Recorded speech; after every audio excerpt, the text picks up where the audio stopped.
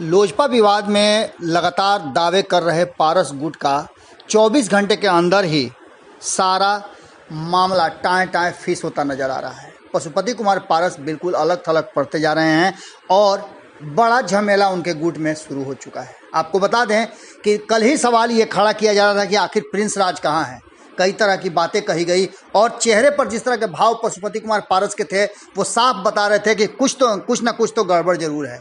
जिस तरह से पत्रकारों के सवाल पर वो झिड़क गए और उठ करके चल दिए, उसके साथ ही बीना सिंह का आना और वीना सिंह का आकर के जिस तरह से हंगामा उन्होंने किया और उन्होंने साफ तौर पे कहा कि ये मीटिंग ही गलत है, उसके बाद उन्हें मना करके किसी तरह से सूरजभान सिंह ने वहाँ से विदा किया।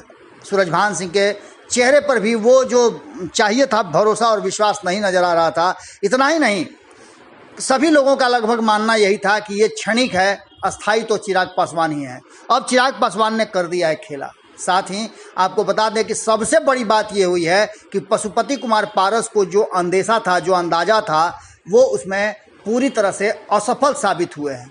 एक तरफ जहां उनको साथ देने के लिए पीछे से कहा जा रहा था कि बैकअप है, कई दल और कई उनके साथी उनका साथ देने के लिए तैयार हैं, उन सारे लोगों ने अपना अपना हाथ खींच लिया। एक तरफ जहां नीतीश कुमार को ये समझ में आ गया कि पशुपति कुमार पारस वो मोहरा नहीं है जिससे चिराग पासवान को पूरी तरह से ध्वस्त किया जा सके, तो उन्होंने भी चुप्पी साध ली।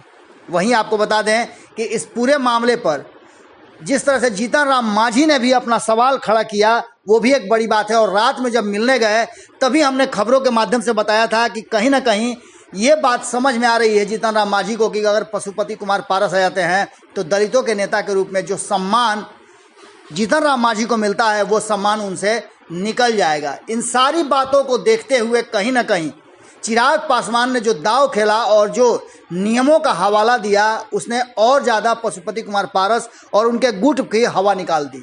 दूसरी तरफ भारतीय जनता पार्टी को भी अब ये लगने लगा था कि पशुपति कुमार पारस मोहरा नहीं है, बल्कि मोहरा कोई और है और इससे घाटा कहीं अगर समर्थन करती है भारतीय जनता पार्टी तो उसे ज़बरदस्त होना है। इन सारी परिस्थितियों को देखते हुए अचानक से पशुपति कुमार पारस की सारी हेकड़ी गुम होती नज़र आ रही है। जो कुछ भी कल हुआ, जितनी खुशियां नज़र आ रही थी और होनी चाहिए थी, वो नज़र नहीं आई।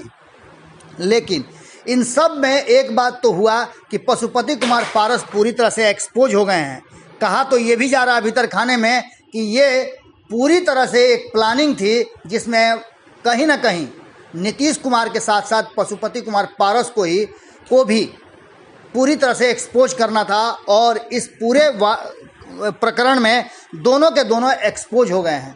अब पशुपति कुमार पारस के लिए कौन सा रास्ता होता है और उनके साथ खड़े बाकी के अब 3 जो बच गए हैं, मैं पारस से प्रिंस को अलग करके देख रहा हूँ। इसलिए देख रहा हूँ कि प्रिंस राज शुरुआती दौर में तो नज़र आए, लेकिन उसके बाद अचानक से प्रिंस राज गायब हो जाते हैं और अब तो सुनने में आ रहा है कि कहीं ना कहीं वो चिराग पासवान से मिलने के लिए भी आज किसी समय जा सकते हैं।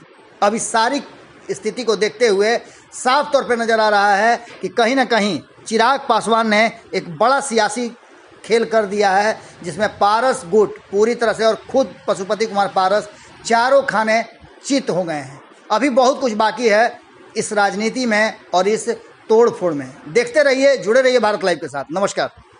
अगर ये वीडियो पसंद आई और वह बिहार के राजनीति और बिहारियत से सरोकार रखेनी तो सब्सक्राइब बटन दबा के चैनल के सब्सक्राइब कर ली। ओजे एगो घंटी बा, ओकरा बटन दबा देला से कुल सटीक और मारक खबर रुआ मुफ्त में मिल जाई। अगर रुआ पत्रकारिता के हमनी के नया प्रयोग में सहयोग कर चाहतानी तो ज्वाइन बटन दबा दी। पेटीएम नंबर नोट कर ली 9386816700। धन्यवाद।